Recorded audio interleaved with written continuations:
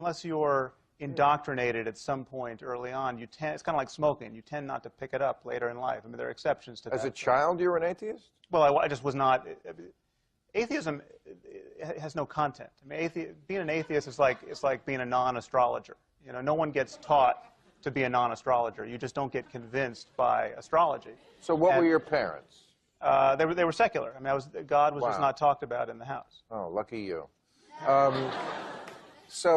And in your book, End of Faith, which I love, you don't really use that word.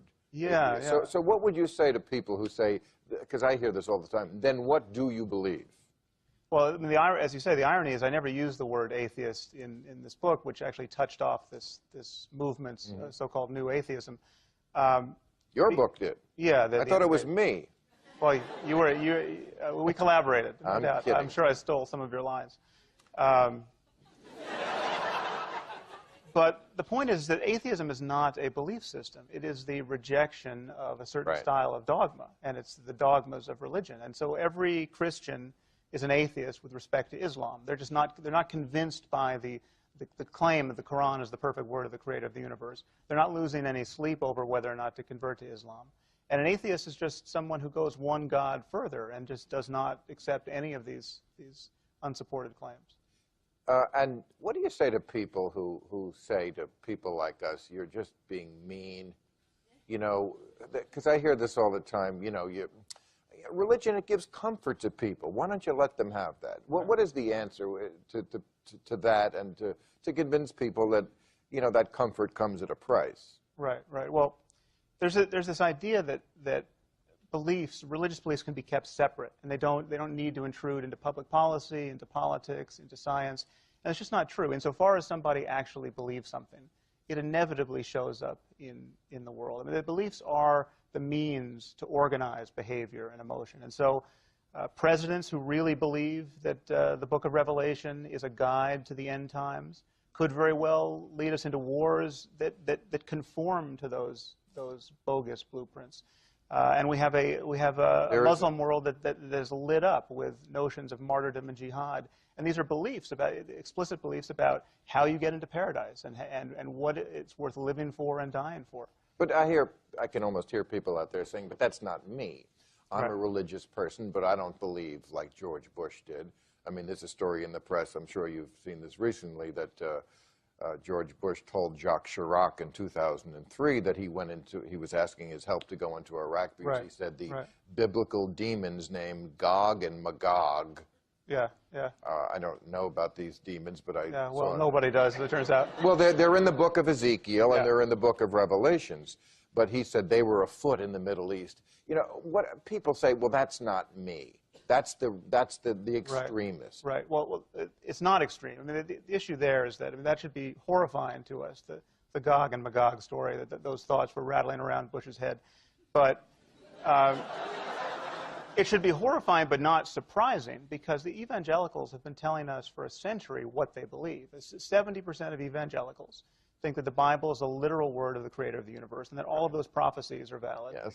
And about 40% of Americans generally believe this. So it's not just a few people believing these things. 80% of Americans think that Jesus literally rose from the dead, will be returning to earth to raise the dead. Francis Collins, who's like the poster boy for sophisticated faith now. I mean, he's not a fundamentalist. He's you know, a scientist who's now running the NIH.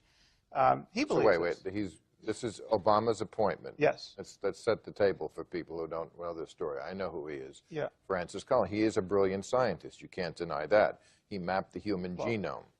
Yeah. Right? Well, he is often credited as a brilliant administrator, and he collaborated with 2,500 scientists who, in part, map the human genome. I mean, the problem is that you can be a working scientist and still believe unsupportable religious bullshit because nobody challenges it. I mean, that's... No, I know.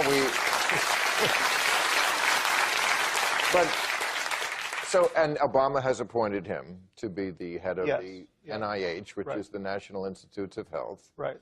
Now, for the person who says, well, so what? He obviously is a scientist who can work in the lab and do scientific work and separate that from his beliefs about the space god Carpenter. Yeah, but you can't actually separate these things, because if you believe that for instance, as he does, that morality could not possibly have emerged out of evolution, that it can't really have its basis in the brain, but rather had to be inserted by the hand of God at some point when we diverged from apes. I mean, he's written this, he believes this. Then, as someone funding neuroscience research, there's no reason to look for morality in biology, and no reason to fund a study that would explain its emergence out of the brain, which most serious scientists studying morality attempt to do. Your beliefs can't be kept. We have one sphere of reality that we try to represent in our thoughts, and this is why we've founded this foundation called the Reason Project, because we think it's a war of ideas that has to be prosecuted from many levels. You know, your level, I mean, you're on the advisory board, so someone like yourself from the entertainment business, but also scientists like Steven Weinberg and Craig Venter, to novelists like Ian McEwan and Salman Rushdie. We have to come to this from many sides all at once, because this is bigger than atheism. And reason is bigger than atheism. We have a problem of good ideas versus bad ideas. And the real double standard that we're suffering from is that religious bad ideas can't be criticized with any energy. So answer me the fundamental question that I posed at the beginning of Religulous, which is, how can people like Francis Collins, but he's certainly not the only one. No. We're taping a show after this with Bill Moyers. I mean, I have unending respect for Bill Moyers as a brilliant man. He's also a Baptist minister. Jimmy Carter, you know, pretty bright. How do we reconcile someone who is so intelligent but who believes things which you and I think are incredibly childish and nonsensical?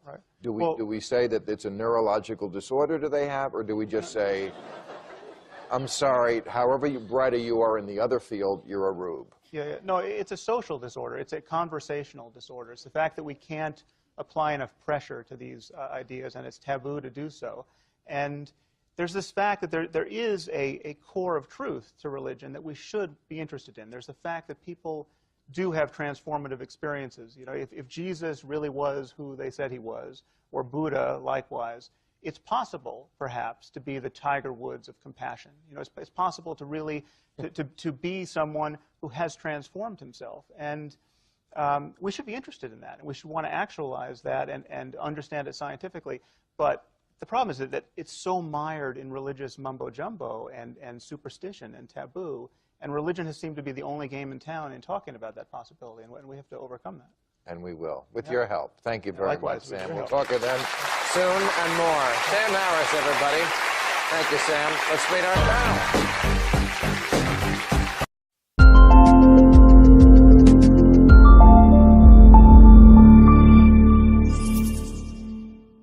All Africans. I know our president is a loud tribesman. Why are we all African? You don't have to go back very far, only about 100,000 years, and all our ancestors lived in Africa, were African, and walked out of Africa not that long ago. So we are African, actually we're African apes. We're all African apes, and somehow brings us all together, don't you think? We're apes with a shave. Yeah, exactly right, yes. But Christine O'Donnell, who I showed the clip of last week, said that she does not believe in evolution, believes it's a myth, because she said, how come we don't see apes evolving now? Why don't you go to the zoo and see the monkey evolving, you know, before our eyes? I know this is what they call a softball here in America, but for those who don't... You know. That is spectacularly stupid, and...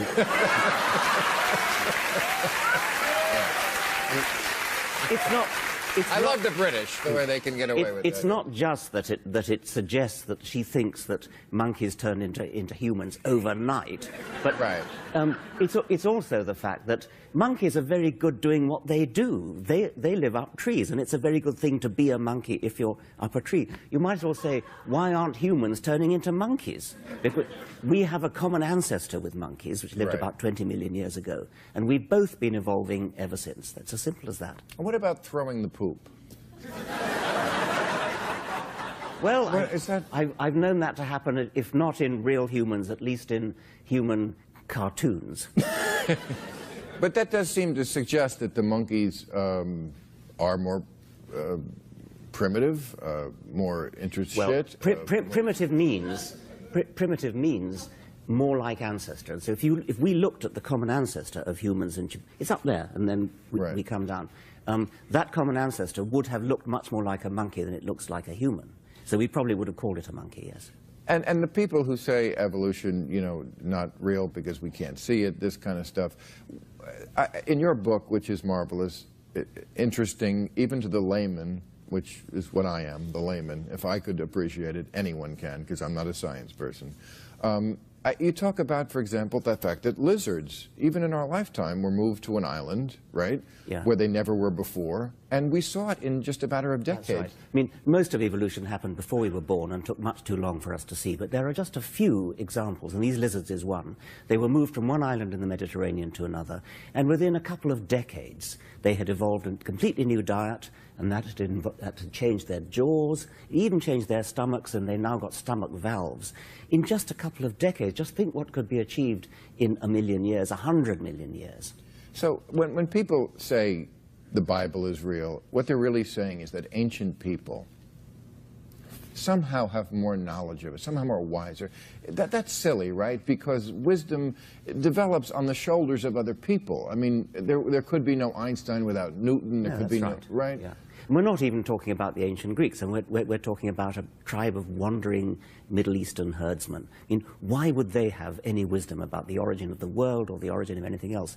That particular myth is the myth that just by sheer chance, the Judeo-Christian myth, happens to have come to our civilization. There are thousands of myths in the world. None of them are any better than any of the others. Some of them are a lot more poetic than that one.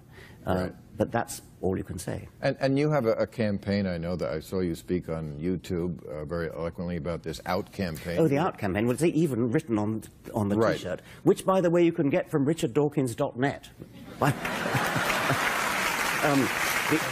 And you also look up... You're not so evolved that you're above applause. I know. Sorry about that. And the OUT campaign is there too. The OUT campaign, it's partly... Sorry about that. And the OUT campaign is there too. The OUT campaign, it's partly come out as an atheist. Don't be afraid to come out. It's not... but we're not in the business of outing people. People may out themselves, and all we do is encourage them. Keep religion out of schools, keep religion out of politics. I want to hear your answer to the people, because I saw you speak about this, who say, well, you know, atheists are responsible for really all the horrible things that have happened in the last century, because Hitler and Stalin and Mao were all atheists, and look what they did. Hitler was a Roman Catholic.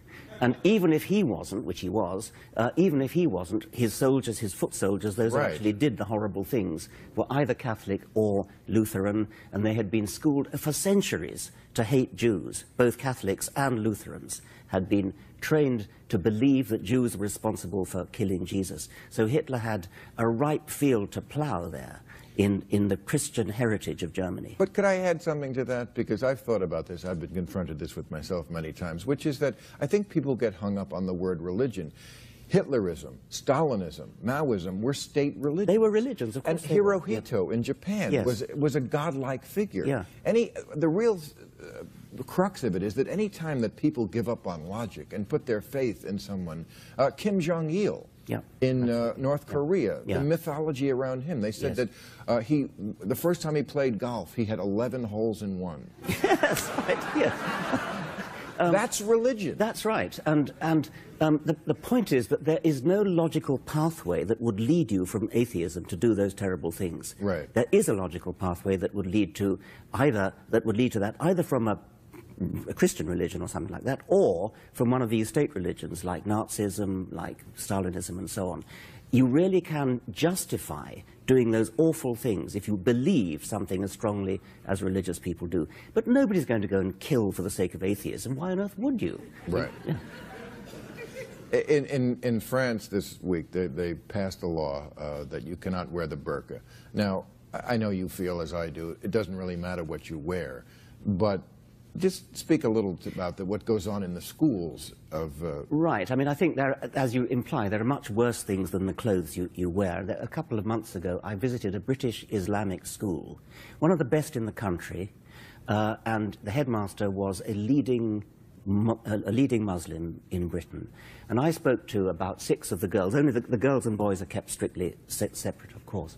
And I learned that every single pupil in that school did not believe in evolution, and the pupils that I spoke to quite clearly think that the Quran is a superior source of scientific information than evidence. And they told me, for example, that salt water and fresh water don't mix. The reason? Because it says that in the Quran. Now, alas, I lacked the presence of mind to turn to the teacher sitting next to me and say, will you please, at the very next science lesson, get some salt water, get some fresh water, and mix them and see what happens?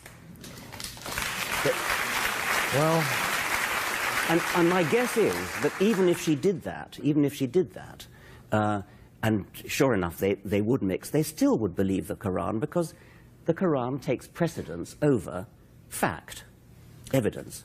Whether water is salt or fresh, shit floats. Thank you so much, Professor. Thank you very much. Please stay around for overtime. Richard Dawkins, everybody, and now we will meet our panel.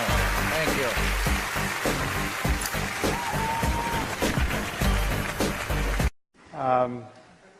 Ask yourselves, what is wrong with spending eternity in hell?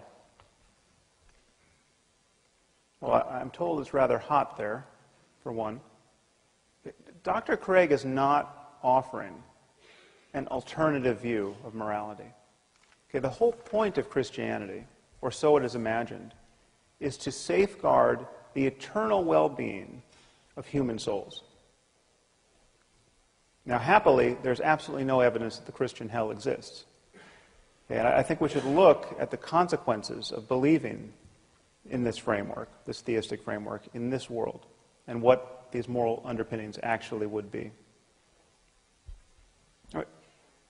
9 million children die every year before they reach the age of 5. Okay, picture an Asian tsunami of the sort we saw in 2004 that killed 250,000 people.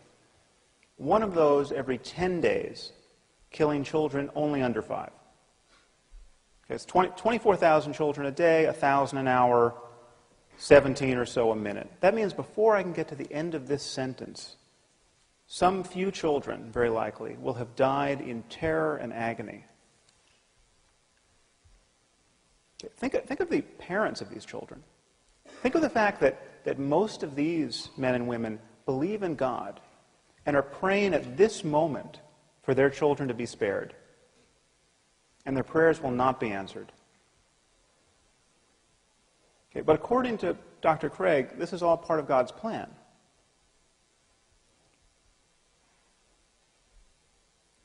Any God who would allow children by the millions to suffer and die in this way, and their parents to grieve in this way, either can do nothing to help them or doesn't care to.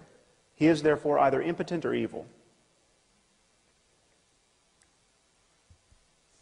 And worse than that, on Dr. Craig's view, most of these people, many of these people certainly, will be going to hell because they're praying to the wrong God.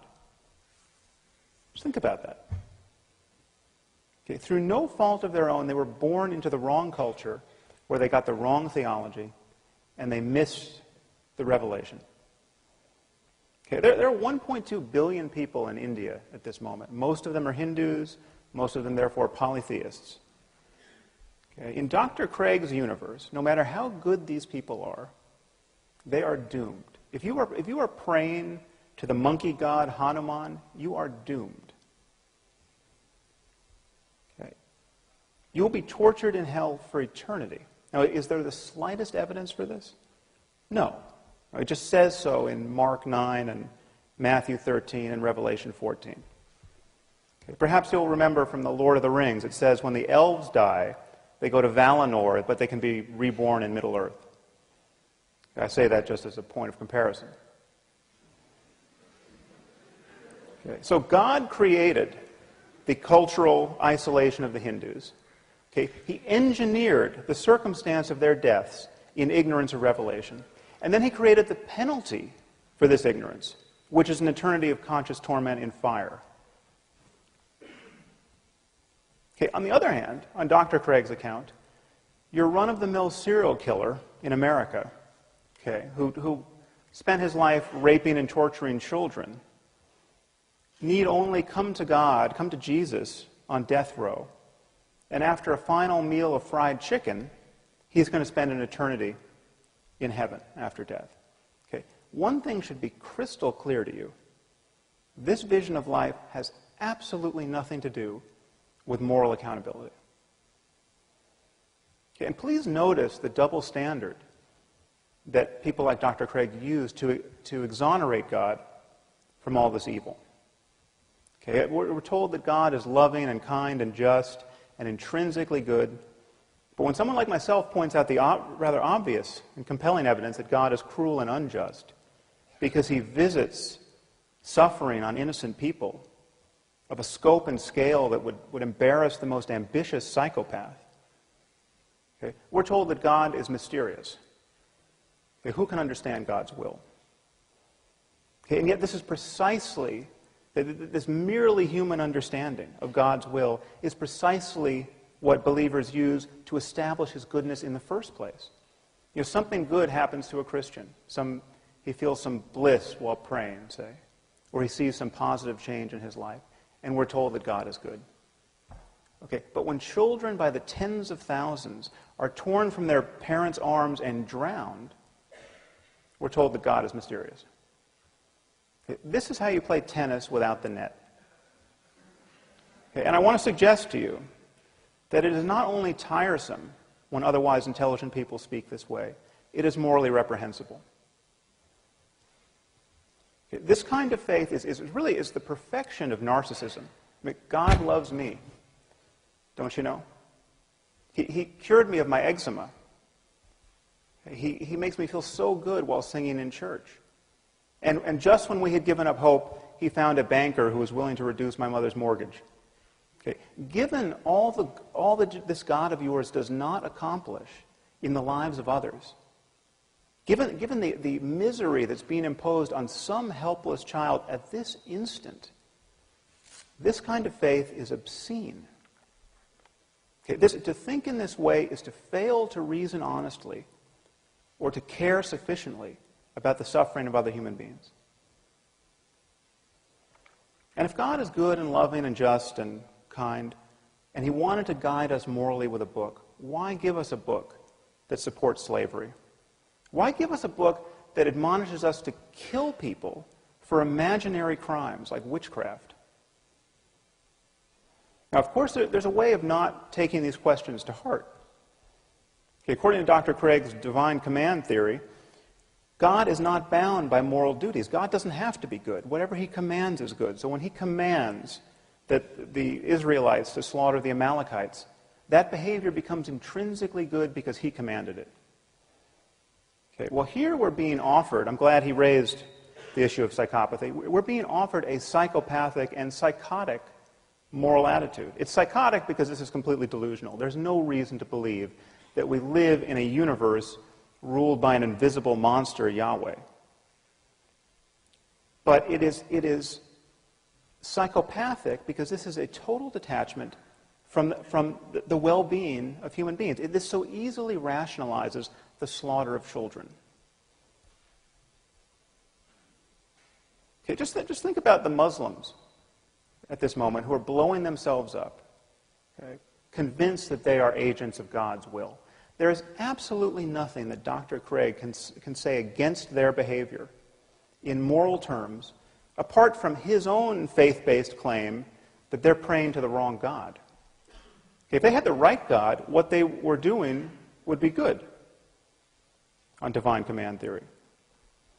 Now, I'm obviously not saying that Dr. Craig or all religious people are psychopaths and psychotics, but this, to me, is the true horror of religion.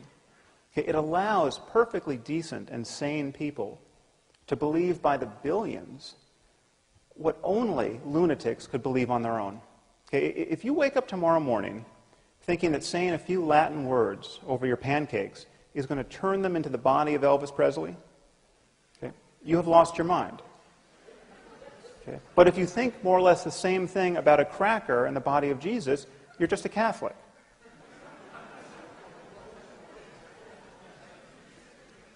And I'm not the first person to notice that it's a very strange sort of loving God who would make salvation depend on believing in him on bad evidence.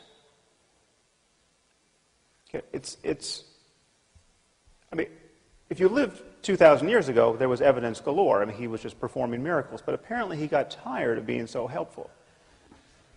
Okay, and so now we all inherit this very heavy burden of the doctrine's implausibility. And the effort to square it with what we now know about the cosmos and what we know about the all-too-human origins of Scripture becomes more and more difficult.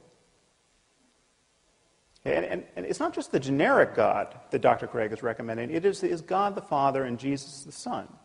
Okay, Christianity, on Dr. Craig's account, is the true moral wealth of the world. Well, I hate to break it to you here at Notre Dame, but Christianity is a cult of human sacrifice.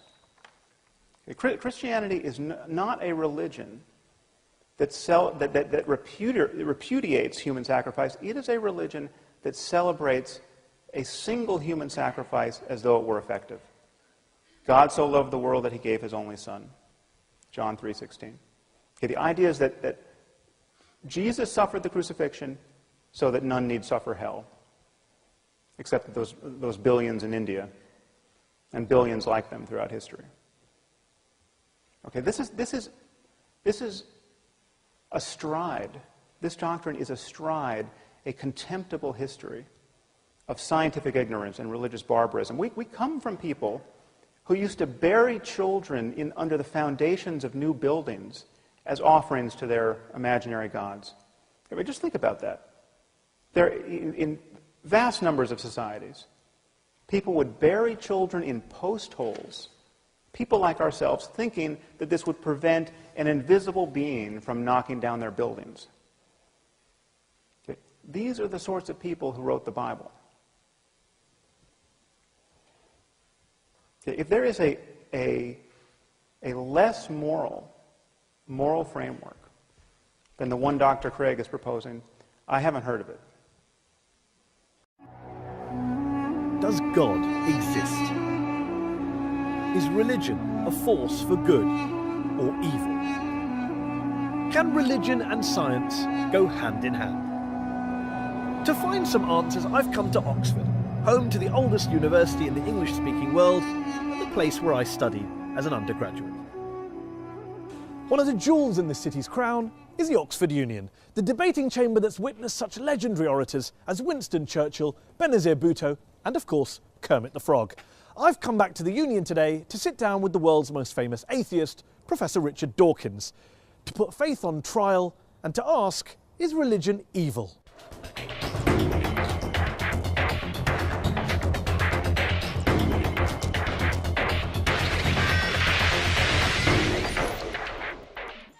Muslims riot in protest against a truly awful film demonising Islam. Dozens are killed. The Quran, if found guilty, can be burned. A Christian pastor in Florida tries to burn a copy of the Quran and ignites global pandemonium. Even Buddhists are at it, attacking the Muslim minority Rohingyas in Western Burma. And of course, the conflicts plaguing the modern Middle East are often blamed on ancient hatreds between the children of Abraham. Remember 9/11? Was this religiously inspired terrorism? Thousands died. Yet here's the thing. Societies without faith haven't fared much better. Communism banned all religions, as Joseph Stalin and Mao Zedong systematically slaughtered millions of their own countrymen. Is science any better? Since Galileo and Darwin, scientists have sought to stamp out ignorance and unravel the mysteries of the universe. But science has also poisoned the environment, unleashed killing on an industrial scale, and now threatens our entire planet. My guest today, however, stands firmly on the side of science and has provoked controversy with his attacks on religion. Ladies and gentlemen, Professor Richard Dawkins. One of the most prolific thinkers of his generation, he shot to fame in the 1970s with his research into genetics, and his book, The Selfish Gene, transformed evolutionary biology. His most famous work, The God Delusion, sold millions of copies, and has been translated into more than 30 languages. Richard, thanks so much for joining us here on Al Jazeera. Before we go any further, I just want to check something. Are you an atheist? For all practical purposes, yes. Nobody can actually say for certain that anything doesn't exist. But I'm an atheist in the same way as I'm an a-leprechaunist and an a-fairyist and an a-pink unicornist. So you're not 100% sure God doesn't exist, but you're sure enough to make it practically... I'm as sure as you are sure that fairies and leprechauns don't exist. And do you see an equivalence between the idea of God and the idea of a fairy and a leprechaun? The evidence for both is equally poor. You say in The God Delusion, one of my favourite sentences that jumps out of the page, that the God of the Old Testament is a petty, unjust, unforgiving control freak, a vindictive, bloodthirsty ethnic cleanser, a misogynistic, homophobic, racist, infanticidal, genocidal, filicidal, pestilential, megalomaniacal, sadomasochistic, capricious, malevolent bully. As a piece of rhetoric, superb. But do you really believe that? Congratulations on getting megalomaniacal right, by the way. Most people fumble on that. Yes, if you've actually read the Old Testament, I think you would have to agree. It's hideous. It's an the God of the Old Testament who is a monster. But also the God of the Quran, the New Testament, the Hindu scripture? Well, the God of the Quran, I don't know so much about. The God of the New Testament is widely advertised as being a bit more gentle. And certainly, on the whole, he is. There are things about the New Testament that I find, in a way, almost more objectionable than the Old Testament. But the sheer horror of the character, I said he was the most unpleasant character in all fiction, because I regard it as fiction, of course. And yes, he is. I mean, he's jealous, he's vindictive, he's callous, he's cruel. And yet this is a God that is worshipped by, loved by, adored by, well, followed by millions, billions of people. I hope not. I hope that the God that is adored by millions of people is a grown-up kind of God who is no longer... I hope that most people the kind of people I would like to know who worship and admire him, regard those stories as not literally true. Now, there are some who do regard them as literally true, and I suspect they either haven't read the Old Testament or they're not the kind of people I would wish to know, because you do not want to worship a character like that. By all means, worship some kind of great spirit of the universe, some kind of creative intelligence who created the universe, but don't worship this vile, vindictive monster of the Old Testament. Why throw around these sweeping statements about religion? Not the God of the Old Testament, but religion itself being evil. I mean, do you believe religion is evil? No. But you say plenty of times in this book that religion is evil. You said in a speech famously that I think a case can be made that faith is one of the world's great evils, comparable to the smallpox virus, but harder to eradicate. I do think that, yes. Because what I'm talking about there is faith, where faith means belief in something without evidence. Because if you believe something without evidence, then that justifies anything. You're no longer vulnerable to somebody coming back at you and saying, hang on a minute, let me argue the case. If you believe it without evidence, which is what faith is, then you don't argue the case. You say, no, I'm not arguing that case. This is my faith. It's mine. It's private. I don't dissent from it. I don't retreat from it. You're just going to have to accept it. Now, that is evil. And yet you spend so much of your time debating people of faith. So clearly people of faith are interested in having discussions. They're not just all blind believers insisting on their way of... Well, nobody said anything about all of them. I mean, the vast majority of religious people are perfectly good, nice people, as you are. There's no suggestion I've ever made that all religious people are evil. Of course not. There is a logical progression that goes from believing in faith, having faith that your God tells you to do something, and doing terrible deeds, like suicide bombing, like flying planes into skyscrapers. The vast majority of people of faith don't do such terrible things. But those people who do terrible things do it believing that they are righteous and good and they think that they're doing the will of their God. So they're not evil people, they're actually good people by their own lights. They believe they're doing good things, and that's why religion is evil, because it can make you do evil things believing that they are good. Do you really believe that people who go out and carry out suicide bombings, it is faith? Religion is to blame, not geopolitics, not the world, not their lives, not what's going on around us. It's religion, plain and simple. Not always, it's not in the case of the Tamil Tigers, for example, but I think in a great majority of cases it is, and I think it certainly makes it a hell of a lot easier. The evidence is plain that in many Islamic suicide bombers, you talk to them, those who fail, you talk to them afterwards, they've got paradise on the brain. They're desperate to go to a martyr's heaven. And that's what they think about. Professor Robert Pape of the University of Chicago studied every known case of suicide terrorism, 315 cases. And he came to the conclusion that there's, quote, little connection between suicide terrorism and Islamic fundamentalism or any of the world's religions. The taproot of suicide terrorism, he says, is nationalism. It's about land, it's about power, it's about politics. It's not about faith. Faith is just a cover. What do you know that he doesn't know? Well, I've seen other evidence. There are different people say different things. I've seen plenty of testimonies of suicide bombers who have said precisely that they do it because they want a martyr's paradise. Do you include the 7/7 bombers in that case as well? Yes, I believe so. Have you watched their suicide videos? I'm not sure that I have, no. They talk about Afghanistan, they talk about Iraq, they talk about crusades, they talk about war between the West and the Muslim world, they talk about invading armies. I mean, there's a lot of real world stuff in there. I'm not saying, of course not, that faith doesn't play a role, but I'm just interested in this idea that you think faith is the issue. You said in a very famous column you wrote 4 days after 9/11 that this came from religion. There are enormously good reasons for people to take political action, and this we see in Northern Ireland, we see it in Afghanistan, we see it in Sri Lanka, where the Tamil Tigers operated. So yes, there are political reasons, but the promise of a martyr's heaven, which is, you cannot deny that this is part of Islamic doctrine. Martyrs go straight to paradise. Yes, but not terrorists, not murderers, not criminals. Well, they believe that because they're told it by their imams. But then what about the majority of the world's Muslim clerics and ulama who came out and condemned 9/11 straight afterwards? Well, I'm delighted they did, but they were pretty quiet about it. What about the argument that says human beings are prone to violence? They're prone to carrying out crimes against their fellow man. You can blame religion, you can blame politics, you can blame economics.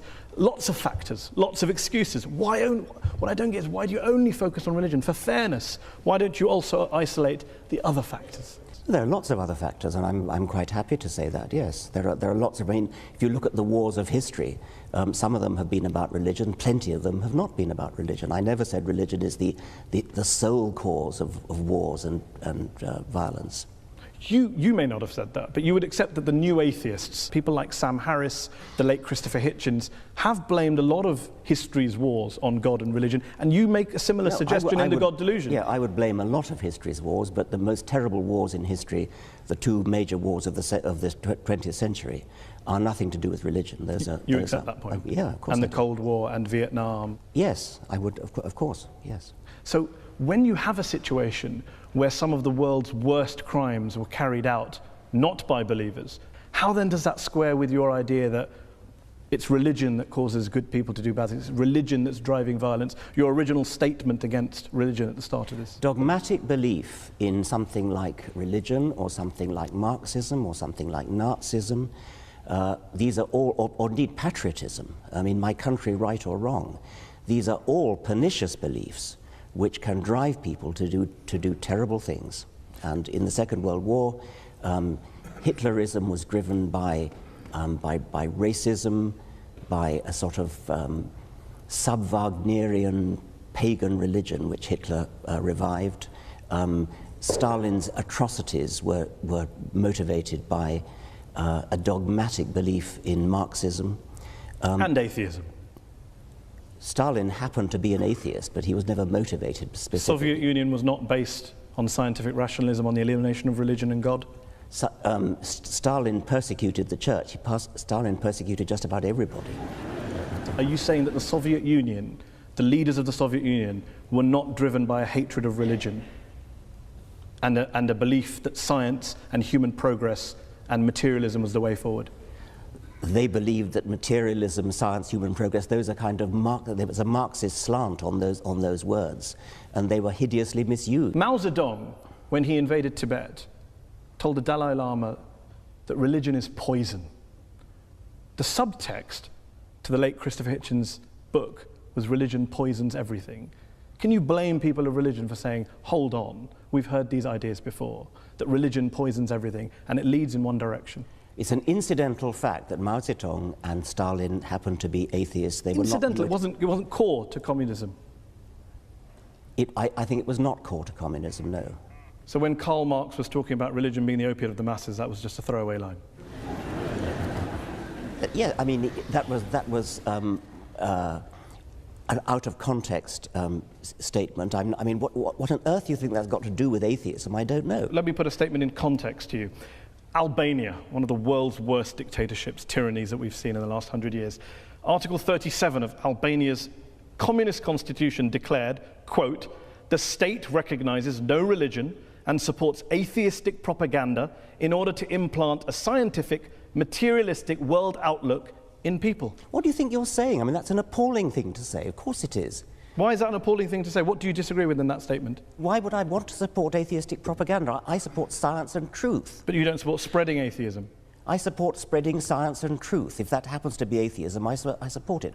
I'm not going to start bullying people into being atheist. I'm not going to start trying to compel people to be atheists. That was what the Albanians were doing. It's nothing to do with what I want to do. Of course, but you'd like to persuade them not to be believers and become atheists. I'd like to raise consciousness in a gentle, civilized way, using argument, rational argument, from evidence. In your book, you cite lots of evidence for the bad things religion's done. What I wonder is, if you were being fair, wouldn't you have also included some of the good things that religion's done? My passion is for scientific truth. I don't much care about what's good and evil, actually. I care about what's true. Education gives you a different way of looking at the world. That's not the way that God works. The whole point of science is that it doesn't require faith, that it has evidence that backs up your beliefs. How does science help those people in Kabira? How does science help? Hang on. Wait a minute, over here. Carry on. Laurie's over here. Science doesn't need faith. The whole... How? In what way does science need faith? No, but I don't have faith. It needs a leap of faith. What happened 1 second before the Big Bang? I don't know, but that absolutely, so you're exercising faith. You are exercising faith. Be honest. Can I finish? Right. Absolutely. The fact that I don't know is what happened a second before the Big Bang doesn't, assuming you can even consider a second before the Big Bang, assuming time existed, doesn't mean that science never will know that. Didn't say that. So that means that you are exercising faith. Yeah. No, it means that I'm working on the basis of the best available evidence. You are exercising faith. Be honest. Who gave it evidence? Well, science... You know, Christians used to teach. Can I just make this point? Wait. This is very difficult to follow, but the fact is that religion used to claim to explain everything, but it explains that the Big Bang is a good one. It is, because in the 50s, Christians used to say that the universe had a beginning. Science used to say the universe didn't have a beginning, it always existed. Some scientists. Absolutely. Some science has moved. So you need, as scientists, you need to exercise faith. No. If science was still peddling that principle, that the universe had always existed, because that's what we believe, then absolutely we would be no better than religion. But science has looked at the evidence and moved on. Yeah. Faith doesn't do that. Religion doesn't do that. So what happened? I go back to my question. You are still exercising, but you are still exercising faith. Wait, thank you. Religion. Why is it that in the countries of the world which have most educated people, is there most atheism?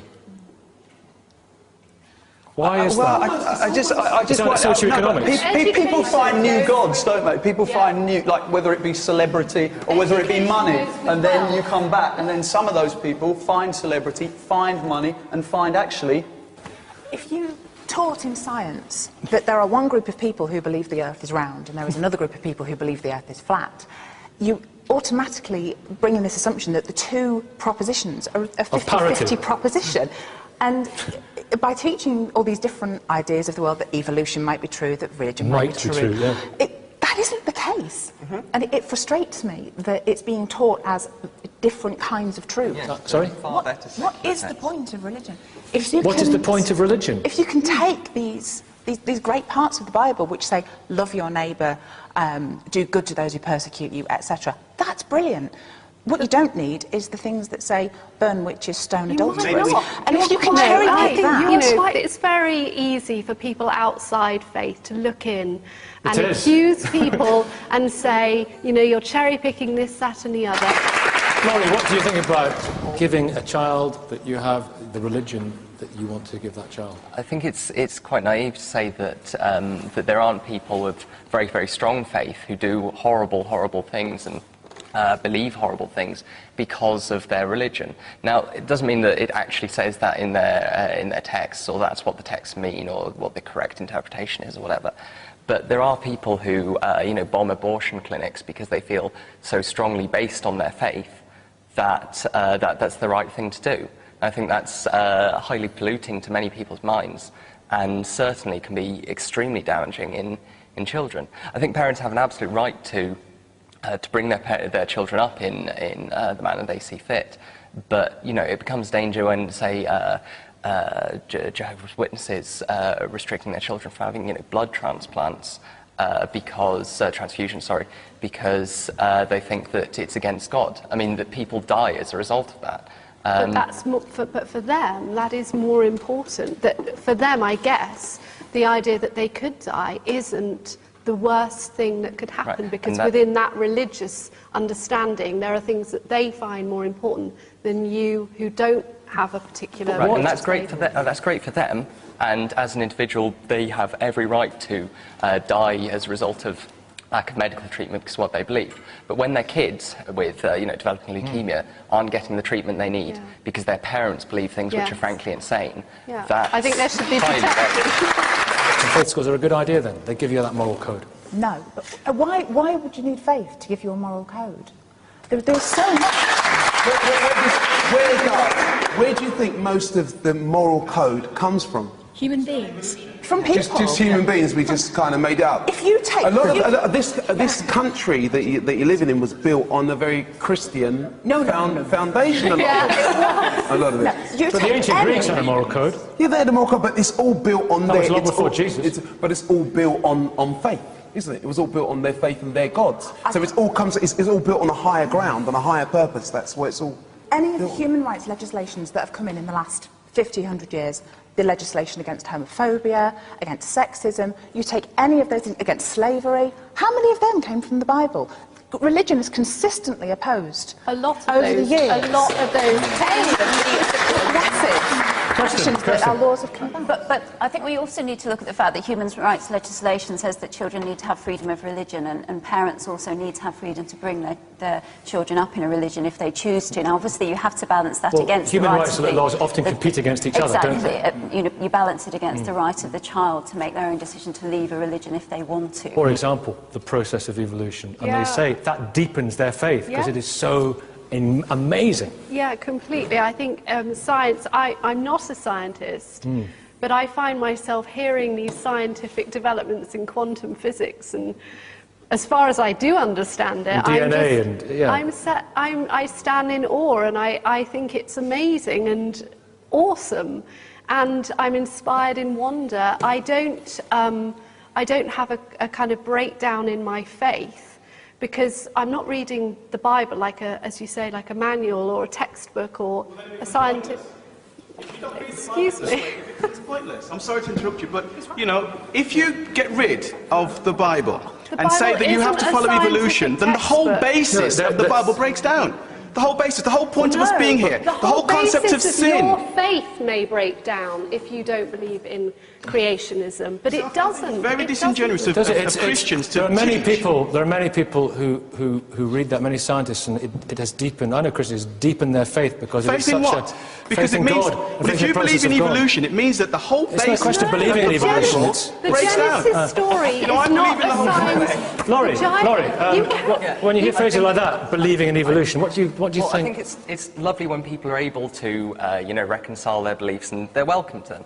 The problem is that a lot lot of, well, as this man's demonstrating, a lot of religious people make scientific claims, make claims about the natural world, whether that's the virgin birth, whether it's the nature of the development of life on this earth. They're making claims which can be testable by science, are hypotheses which can be tested with evidence, and time again they've been demonstrated to be inaccurate, to not hold up to the best evidence we can get. Now, if you want to have faith in God and believe that there's some kind of spiritual force in the universe, that's fine, great. And I know plenty of scientists who have that kind of belief and believe in science. When you're making claims about the natural world that simply aren't true, then you're wrong.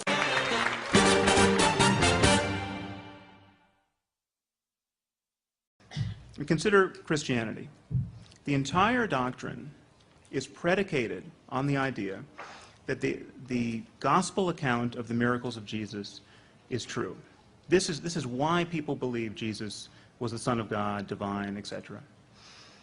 This textual claim is problematic because everyone acknowledges that the Gospels followed Jesus' ministry by decades, and there's no extra biblical account of his miracles. But the truth is quite a bit worse than that. The truth is, even if we had multiple contemporaneous eyewitness accounts of the miracles of Jesus, this still would not provide sufficient basis to believe that these events actually occurred. Well, why not? Well, the problem is that first-hand reports of miracles are quite common, even in the 21st century. I have met literally hundreds at this point of Western-educated men and women who think that their favorite Hindu or Buddhist guru has magic powers. The powers ascribed to these gurus are every bit as outlandish as those ascribed to Jesus. I actually remain open to evidence of such powers, but the fact is that people who tell these stories desperately want to believe them. All, to my knowledge, lack the kind of corroborating evidence we should require before believing that nature's laws have been abrogated in this way. And people who believe these stories show an uncanny reluctance to look for non-miraculous causes. But it remains a fact that yogis and mystics are said to be walking on water and raising the dead and flying without the aid of technology, materializing objects, reading minds, foretelling the future, right now. In fact, all of these powers have been ascribed to Satya Sai Baba, the South Indian guru, by an uncountable number of eyewitnesses. He even claims to have been born of a virgin, which is not all that uncommon a claim in the history of religion. Or in history generally. Genghis Khan supposedly was born of a virgin, as was Alexander. Apparently, parthenogenesis doesn't guarantee that you're going to turn the other cheek. But Satya Sai Baba is not a fringe figure. He's not the David Koresh of Hinduism. His followers threw a birthday party for him recently, and 1 million people showed up. So there are vast numbers of people who believe he is a living God. You can even watch his miracles on YouTube. Prepare to be underwhelmed. I mean, it's true that he has an afro of sufficient diameter as to suggest a total detachment from the opinions of his fellow human beings, but I'm not sure this is reason enough to worship him. In any case, so consider, as though for the first time, the foundational claim of Christianity. The claim is this, that miracle stories of a sort that today surround a person like Satya Sai Baba become especially compelling when you set them in the pre-scientific religious context of the first century Roman Empire, decades after their supposed occurrence. We have Satya Sai Baba's miracle stories attested to by thousands upon thousands of living eyewitnesses, and they don't even merit an hour on the Discovery Channel. But you place a few miracle stories in some ancient books, and half the people on this earth think it a legitimate project to organize their lives around them. Does anyone else see a problem with that? I just want to thank for all she's done will be the first person who speaks, and that's the president of the Secular Humanists of the Low Country, Amy Monsky.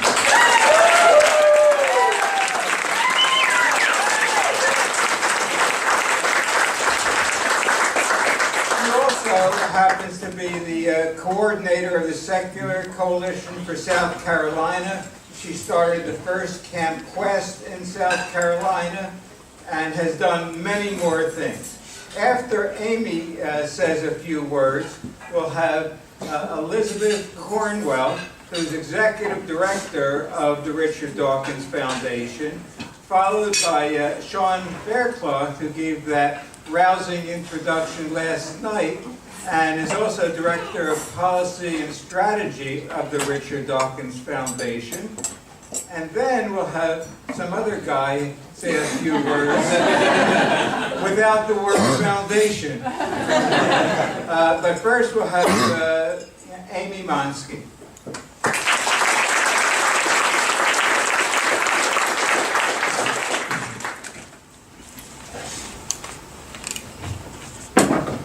Good morning. Good morning. Thank you, Amy. All right, I'm going to have to hold this. So, welcome to the brunch with Richard Dawkins. It's great to see so many people here. It's been an exciting weekend. We have filled every place we've been this weekend, starting with Yo Burrito when we reserved just the back section. And for those of you that were there, you saw that we not only took the back section, we took the entire restaurant. After we filled Yo Burrito, then we filled the auditorium and 3 overflow rooms, and people were just everywhere. And today we're filling this ballroom. So as you can see, we are definitely not alone.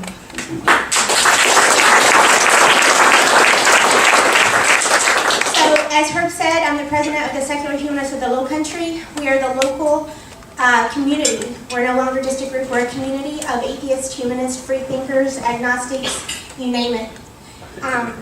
We've been around for almost 20 years now. So this is definitely not a new thing. This is not just a trend. This is the way it is.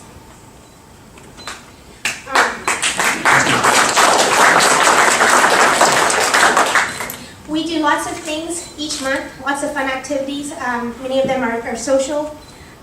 We do monthly speaker meetings. We are bringing Andy Thompson in this month. He'll be the speaker next Sunday. That's at 4 o'clock. If anybody that's not familiar with what we do, he'll be here at 4 o'clock at Gage Hall at 4 Archdale Street. He's going to talk about why we believe in gods. We also have a... Not us. You don't believe in a god? I think I might be in the wrong place. Okay, also we have a movie club, we have a book discussion group, we have happy hour, we started a trivia night each month. We do all kinds of fun things. We have a family group, a family support group, and we do a family activity each month. And we have stuff for parents throughout the month. In addition to the fun stuff we do, we definitely have a community service element to our group. Each month we have a volunteer activity where we go out to the community and show people that we are good without God, that we are good people, we live good lives, we are part of the community, and we give back. We have a charity of the quarter that we choose every 2 months. The one for this month is the Palmetto House, which is a homeless shelter for women and children in Somerville. And we are going to do, as part of the Somerville Cares Day of Service on May 4th, we've adopted them and we'll be doing a community service project there where we're renovating their outside patio area. And this is important because not only are we helping them, we're participating in this day, the Somerville Cares Day of Service, where 20-some other organizations throughout the community are coming together as a community effort. So not only are we helping somebody, we're participating as part of the community. We are not just a group, we are part of the community, and we're showing people out in the community that we will no longer be marginalized, that we are part, and we are taking our seat with everybody else.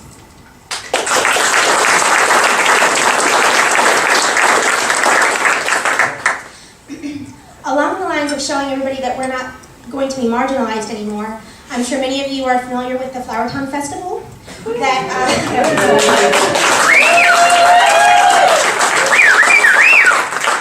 For those that don't, the Flowertown Festival is a community event that is sponsored by the Somerville YMCA.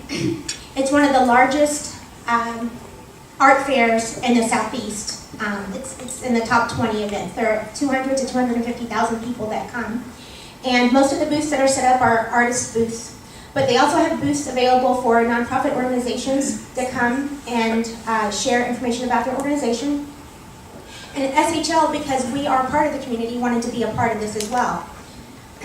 To let people know that we're here and to reach out to those of us who would like to know that they're not alone. They thought that they were, but we want to let them know that we're here. And our application was rejected.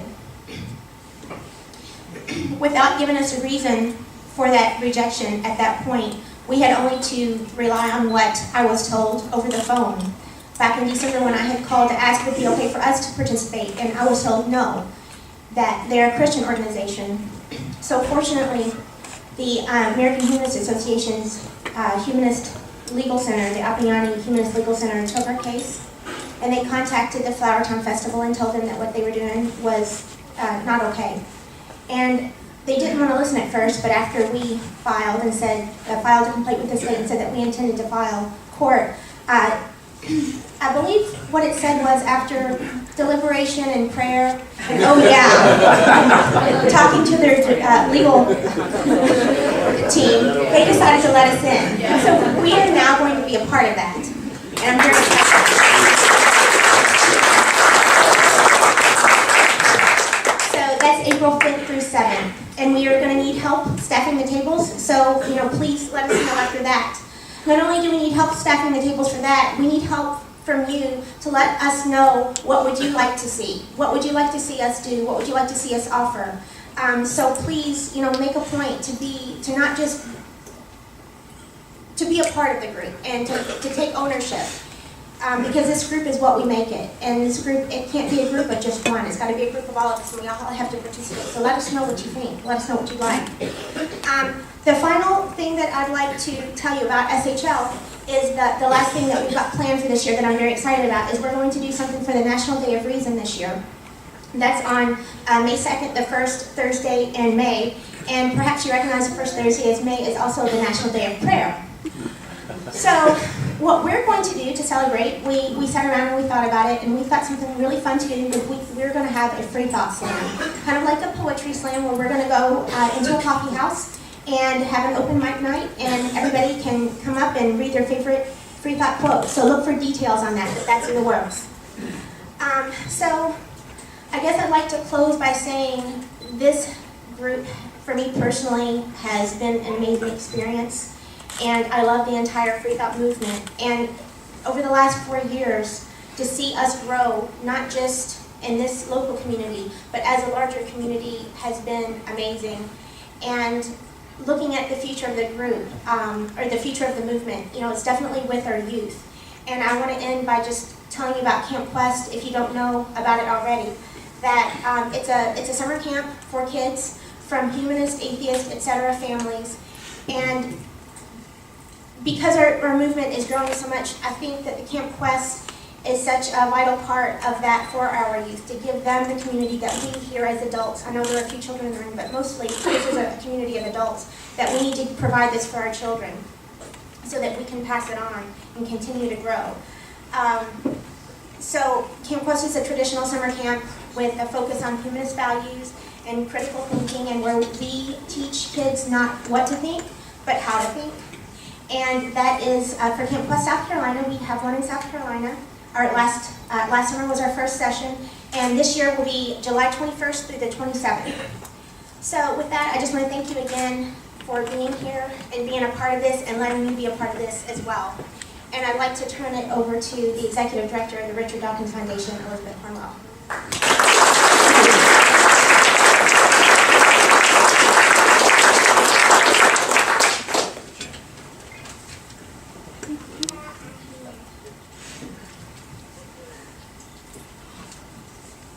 Good morning.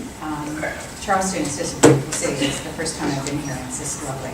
I do want to pay special thanks to Sharon and Herb Silverman, who've been our hosts here, but also Herb has been niggling me for the past, 8 months, knowing that Richard was going to be coming here, saying, can he come to Charleston? When can Richard come to Charleston? And it's not always easy to say yes because we don't, this Richard's schedule is pretty tight, but I'm so glad it finally worked out. So thank you, Herb, for being persistent.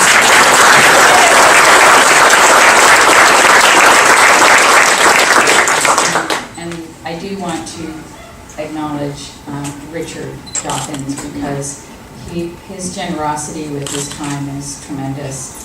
And he doesn't have to be here. He doesn't have to come to the U.S. as many times as I asked him to come to the U.S. And so I think we should all just be really grateful that Richard is as generous as he is, and it's always a pleasure working with him and looking for him. So thank you, Richard.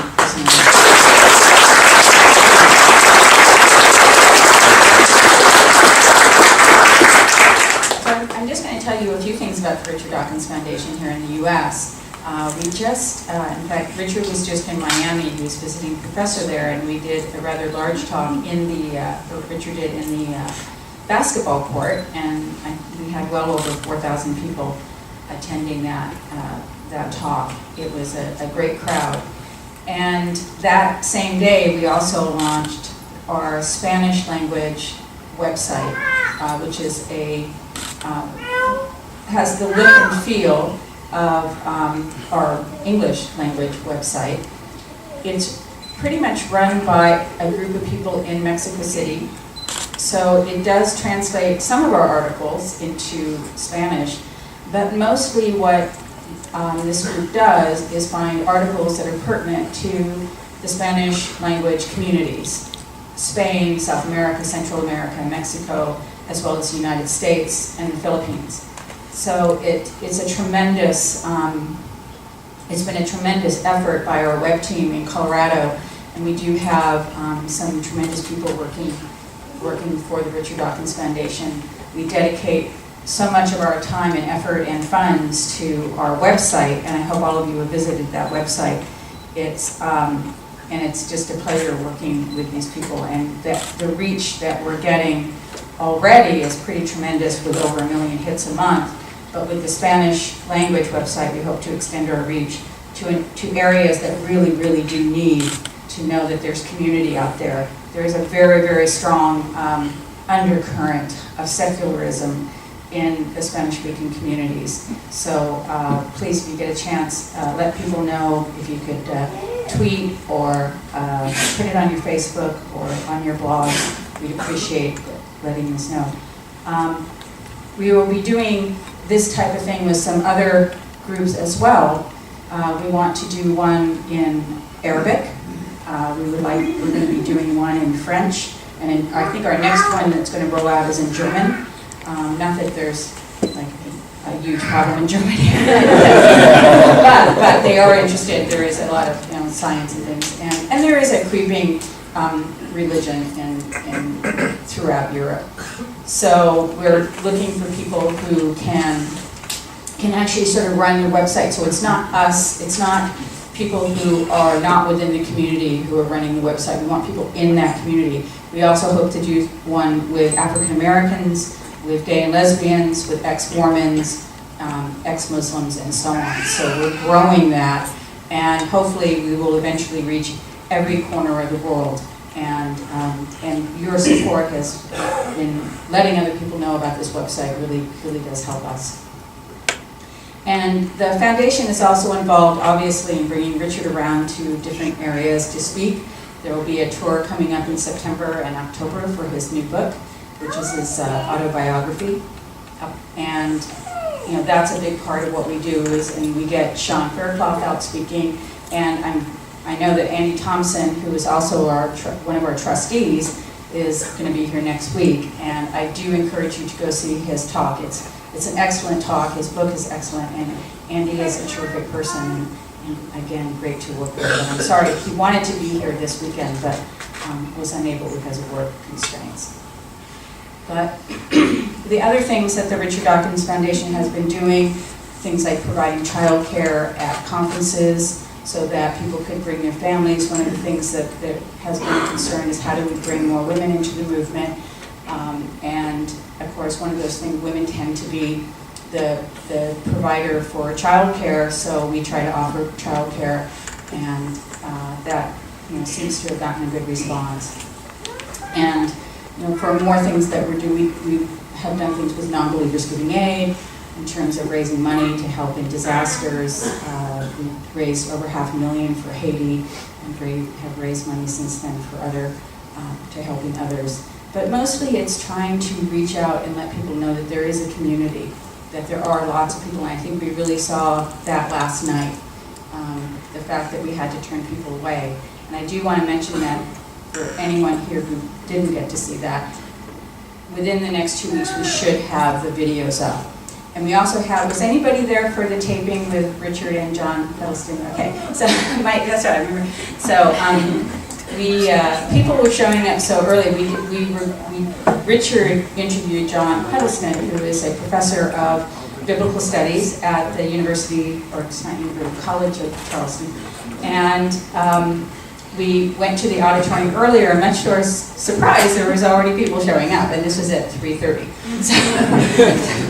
So we took advantage of it, and we had some people sit down in the front of the audience and conducted the interview on stage, and that will also be on our website very, very soon. And again, one of the things that we do and we pay for are to have these events filmed, put on our website for free so that people can download them.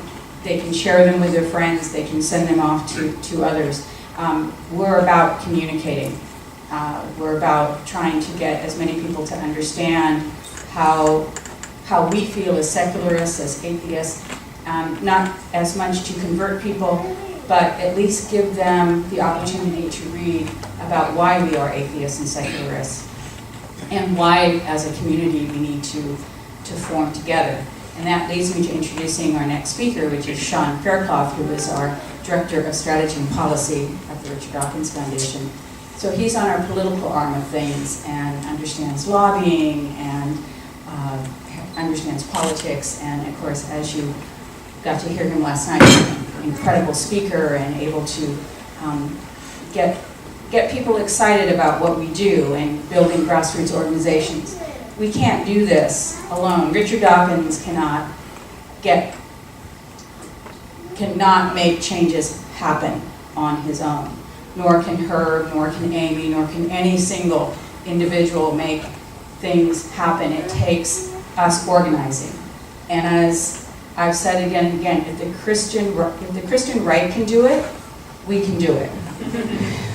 I mean, we have to be smart about organizing. We have to be smart about running for things like school boards. We have to be smart about writing letters to the editor. We need to let people know that we are out there, as Amy said, and not just talking amongst ourselves. We need to stand up and really take back the traditional values, the real traditional values that this country was based on. So without further ado, may I welcome Sean Faircloth.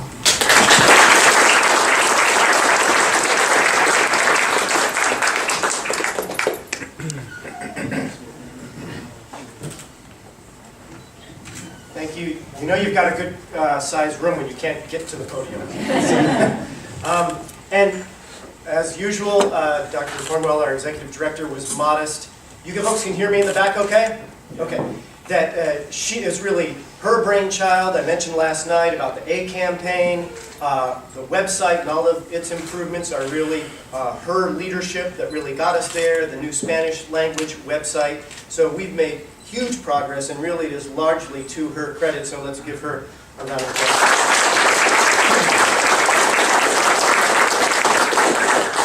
I'm also very upset because Elizabeth and I were in the DC area and we've gone to trivia games together, but I'm upset that Amy actually has an organized trivia group. I'm deeply jealous of this area.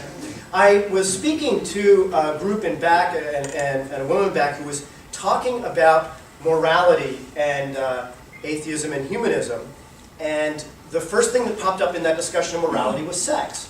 And then I was talking to a group at the front. I was talking to a woman, Vera, who's African American, and she was talking about how there was a lot of good reasons why folks remain in African American churches that are very logical and reasonable. And I want to kind of connect those two things, if I can. First, with the the thought from the back of the room, isn't it interesting that a lot of times when we hear morality these days, the first thing it translates to is sex?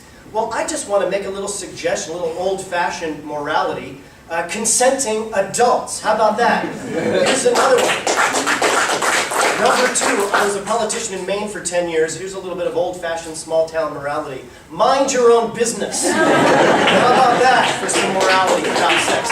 Because when I was a kid, my parents, they weren't politicians themselves, but they were involved in the political process. And at that time, they really admired, as they should have, giants who walked this earth.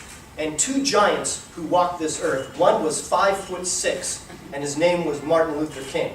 And another giant was 5'9", and his name was Robert Kennedy.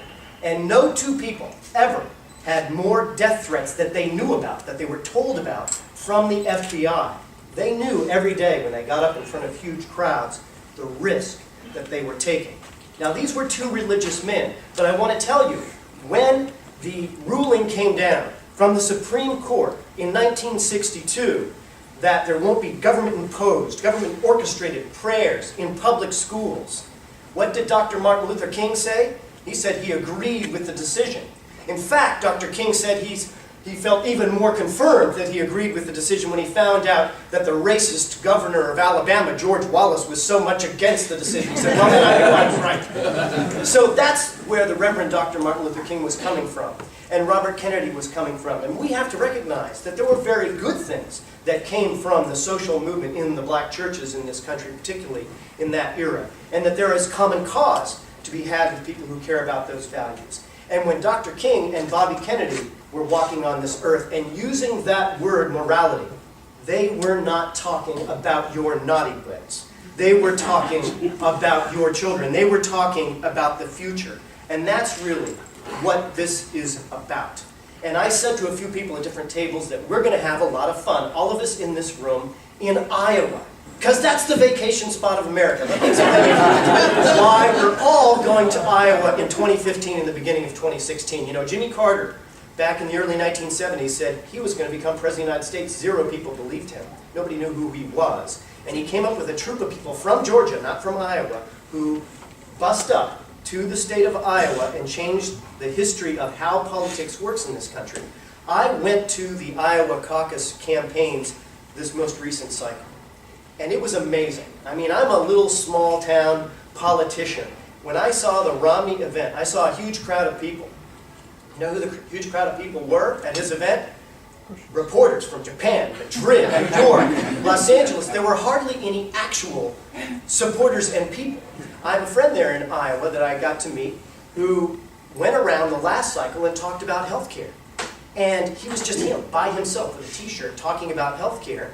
And he kept showing up and showing up and showing up. And these reporters, think of the poor reporters. They're sitting there for the entire year leading up to the caucus. They're desperate for stories. And they wrote a story about one guy with a t-shirt talking about health care. How many here saw video of or went to the Reason Rally?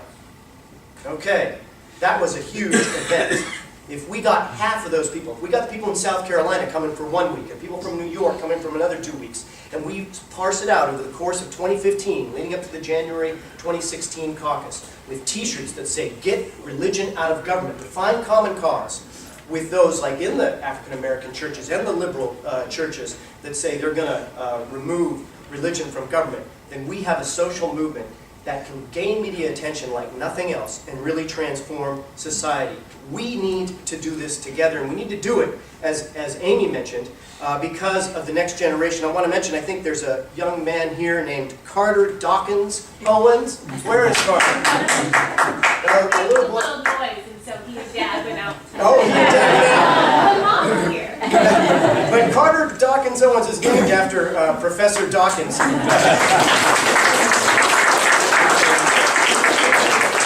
And I am convinced, based on evidence, what is happening for us is historically transformational. When Dr. Cornwell mentioned about this crowd in the University of Miami, you have to see it to believe it. You have to see the people coming up and saying, you changed my life. But now we need to take that, because Richard Dawkins has been generous with his time. He could command huge speaking fees. Most people at his level do that. Oftentimes, he doesn't. He shows up because he cares about this. We owe it to him. We owe it to this cause to make it count. And by making it count, I mean to say, yeah, it's 2013 now. I will show up and volunteer in Iowa in 2015, as will people from Washington State, Maine, Arizona, every single state of the union, to change this country, and we can do something transformational. Directly connected with that is leaders like Amy and others, like Herb Silverman, who have worked so long in this effort. Let's have regular, statewide, free thought conventions in every single state of the union by the year 2020. This is really important because we need to build that farm team. We should not just rely upon a Richard Dawkins showing up to spark a big crowd. I mean, yesterday is an example. I believe that, Richard just got to know John Huddleston at this walk we were doing yesterday. We set up, and Elizabeth set up this interview with him, and that will go on YouTube. And this is someone that, if we have statewide conventions, is part of that team of people who are experts in an area, whether it's the scriptures, or whether it's church-state separation, or whether it's lawsuits on issues, so that we don't need to rely on some international star to make things happen. So these regular conventions build this community. The ACLU has chapters in every single state, the Maine Civil Liberties Union and the Arizona Civil Liberties Union. We're going to have that, free thought conventions in every single state of the union. And we are going to expose the injustices that have spread throughout this country because of religious bias. I think sometimes secular people shy away from that word morality. I think it's a really important word, and that word has been stolen from us. It has been stolen. Real morality is about justice, and it's about civil rights. And in my book, I write about 10 areas of law. The two you know about, discrimination against gay people and removing women's reproductive rights, are 2 of the 10. But I also write about terrible oppression of children that many people are not even aware of. And I'm not talking about social oppression, which is awful enough. I'm talking about laws with religious bias that hurt children in the United States of America, plus 7 more areas of law. We are going to expose that. Thanks to Dr. Cornwell and Richard Dawkins, we had a meeting with a young lawyer in Portland, Oregon, and she is creating sort of a crowdsourced database where we're going to expose the ministers for a documentary who live off something called the parsonage exemption, which many of you may never have heard of in the IRS code, but they live high on the hog on your dime, and whether you use Google Maps or whatever, I want you to email me at organize@richarddawkins.net, because I tell you, that's going to look really good on YouTube when we see the houses of these rich ministers contrasted with the children who are harmed by religious bias in American law. And that kind of effort, that exposure in popular culture through a documentary, our organizing to go to Iowa, our organizing free thought conventions, we can be the ones who become the next great cause of social change in this country. I admired my parents because they got to be there and help with Bobby Kennedy's campaign and support the values of Dr. King. That's what we need to do. We need to be the grassroots leaders for this next generation. You have the leaders here with Herb and Amy, but most importantly, you. You are the leaders. So let's take advantage. Let's take advantage and make it count that we are lucky to have the incredible catalyst and the incredible voice and leader that is our next speaker, Professor Richard Dawkins.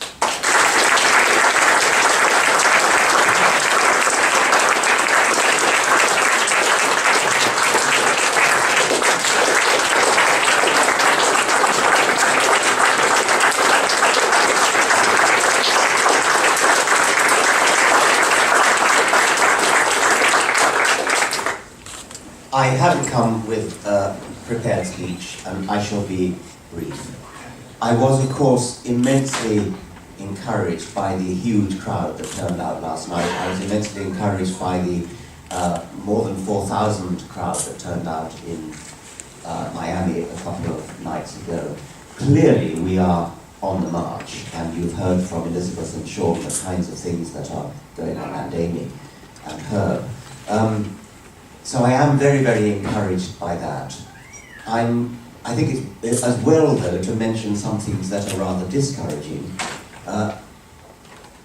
Many, many times before, and also on this particular trip to America, I meet young people, such as people here, who say that they are atheists, but that they are disowned by their parents or estranged from their parents, or their parents have thrown them out, or their parents are not inviting them to meals and things like that, because of what I could only call bigoted prejudice.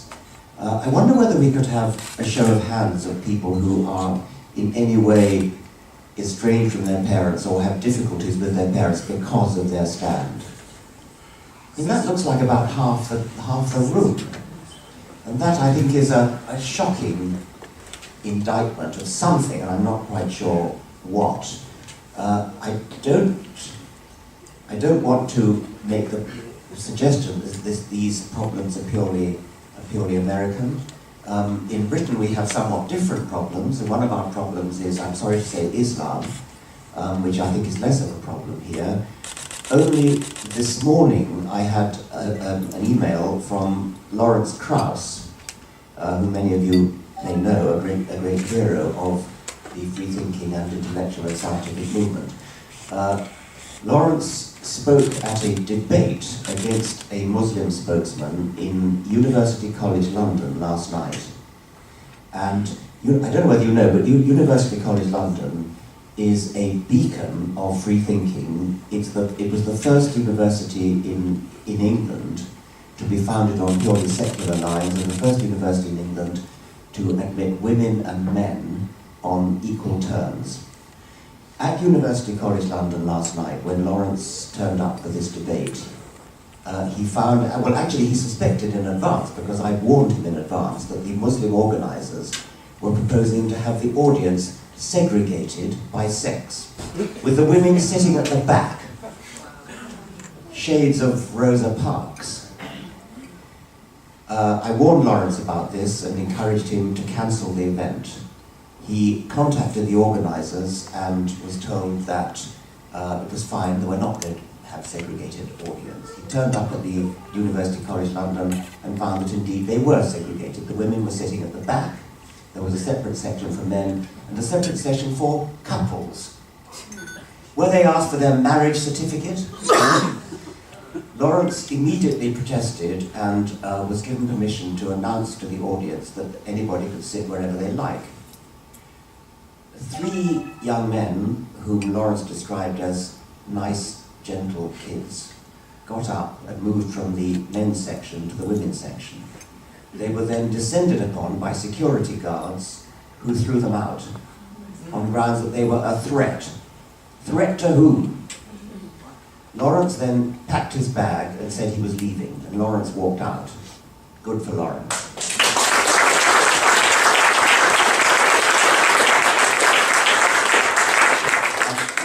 Unfortunately, the organisers chased after him and persuaded him to come back, and said that they would allow the 3 young men to go back to their seats in the women's section. Lawrence, being a decent, polite man, agreed to go back. I'm actually sorry he did. I think he would have done better to have walked out and given this disgraceful event the publicity it deserves. I'm sorry to take your time. This is not an American issue, but it only just happened, and it'll be up on our website, richarddawkins.net, probably by now, but I'm not sure. I've just sent it on.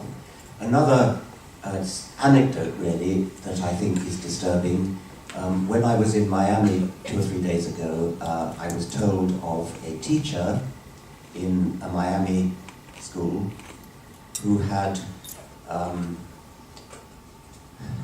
taught evolution, and there was a complaint by one child who complained to her parents, and the children complained to the school. The school disciplined the teacher and forced the teacher to stop teaching evolution, because I think I told you last night, the teacher was enterprising enough to import another teacher who was a professor at the University of Miami to teach evolution.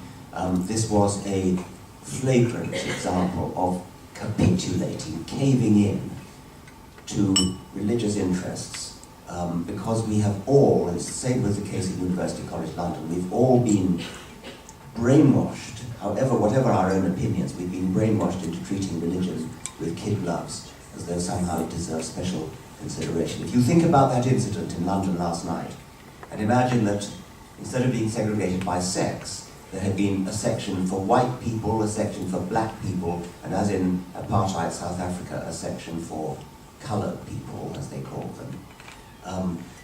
It would have been, London would have been on fire with indignation.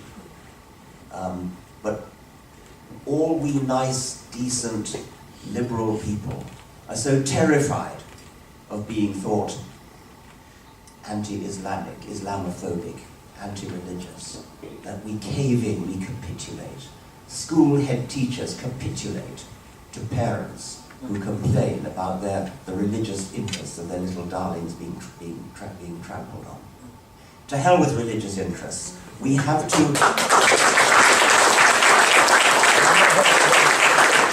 have to stand up for much more fundamental interests of decency and enlightenment. And that's what the people in this room are about. And I've been very inspired to meet people here, to see the many people who turned up last night and who turned up in Miami, the many people who turned up on our earlier trip a couple of weeks ago in Colorado, where we were, Richard Dawkins Foundation was fighting against the Good News Club. How many people know about the Good News Club? The Good News Club, it seems, is running a special drive in Colorado at the moment. You know, their aim is to subvert children's education by going in immediately after the school bell has sounded, not into private premises where they could do so, but into school premises where they are able to dupe the children into thinking that these are legitimate teachers. And so the children go home puzzled and confused because a teacher has told them that they're going to hell if they don't accept Jesus as their Lord and Saviour. Something like that. Of course, it's not a teacher. It's a member of the Good News Club. And owing to some kind of remarkable decision by the Supreme Court, they're able to do this. So we were in there trying to alert the parents and the citizens of Colorado to this menace. And we brought in Catherine Stewart, whose book, The Good News Club, I strongly recommend to you. And she made speeches in both Colorado Springs and Denver. Well, as I said, I think we're on the march, and I think we shouldn't underestimate the difficulties that lie before us, and the show of hands that we had of people here who've been estranged from their parents as a result of their simply thinking for themselves is an indication of the problems that we have. So we are moving, we're going in the right direction, but we have problems, and don't let's underestimate them. So thank you all for your staunchness in this fight. And of course I'd like to add my thanks to Herb and Sharon and all the others who've shown us such wonderful hospitality here. Thank you very much indeed.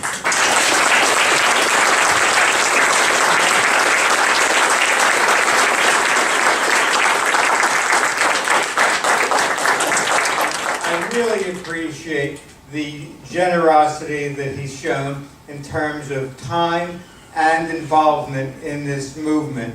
And as he said, Richard Dawkins is not going to be around forever.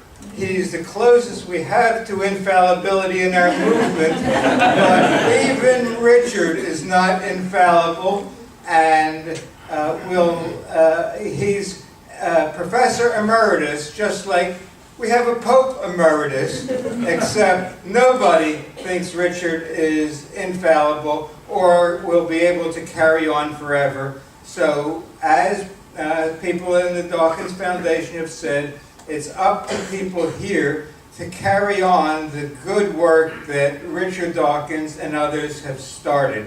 And hopefully in 20 years or so, people will be honoring some of you at national conventions for the work that Richard Dawkins and his group have helped inspire you to do in the future. So thank you all.